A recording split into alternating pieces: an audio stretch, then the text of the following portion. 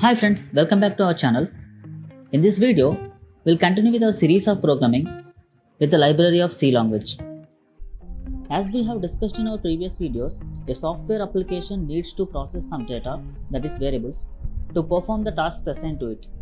It also needs some functions to manipulate these variables. We will discuss the functions in the following videos. For the time being, we will focus on library in C. Our C language gives us some predefined variables and methods. C library is a collection of the header files. Have you ever gone to a library in your hometown? What do you observe there? We can see the books related to separate topics are kept separately. Why this is done? They might have kept these books as a bulk, but why did they keep in separate shelves? Because keeping them separate will provide us easy access. If a person comes and asks the in charge of the library, "Hey, where can I find books related to C programming?" the in charge would say, "Please go to the shelf number 3, you can find them there."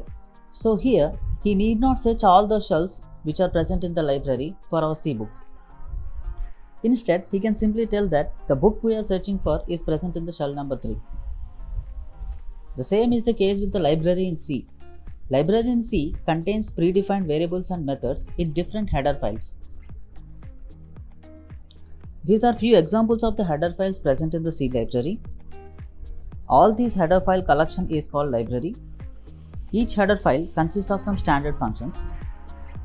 Let us see some examples of the functions which are present in the header file stdio.h and string.h. Stdio stands for standard input and output. It has the information related to input or output functions. If you want to print some message on the output screen, that is, we call this output screen as console, which enables us to communicate with the operating system, we use a function called printf. You need not write the code for printf because it is already predefined in stdio.h header file.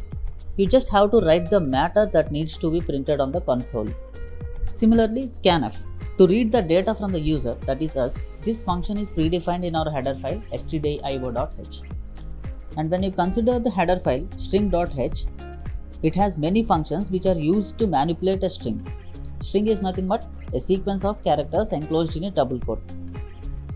Example, strlen. To find the length of the string, we use this function.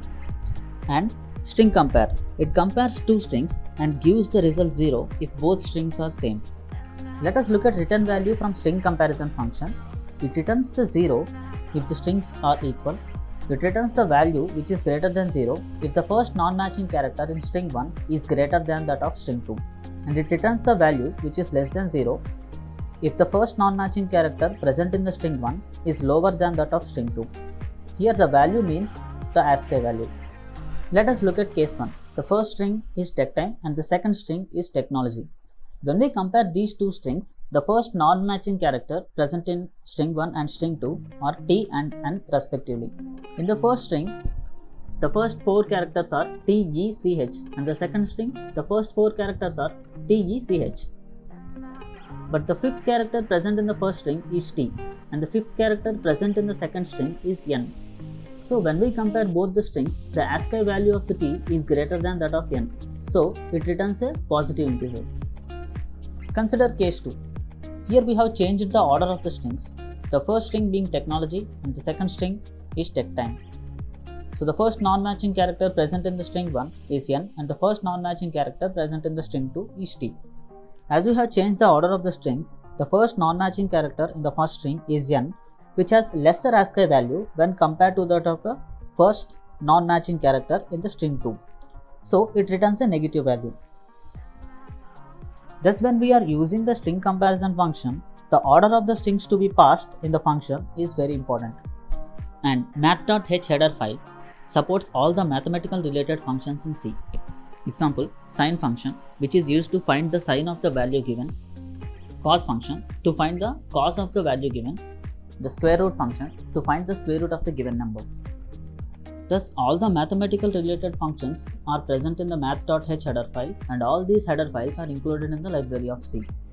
What we have seen so far are the examples of the pre-existing header files which are available in the C compiler, but we can create our own header file and use this header file while coding.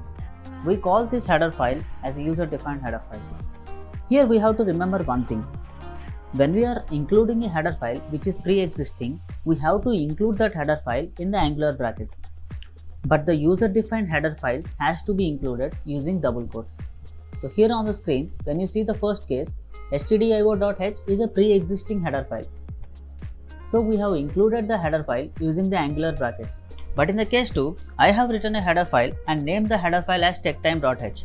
So I have to include this header file using double quotes. Don't worry about all these functions, but just do remember that library is a collection of the header files and each header file has some predefined functions which we are going to use in the following lectures.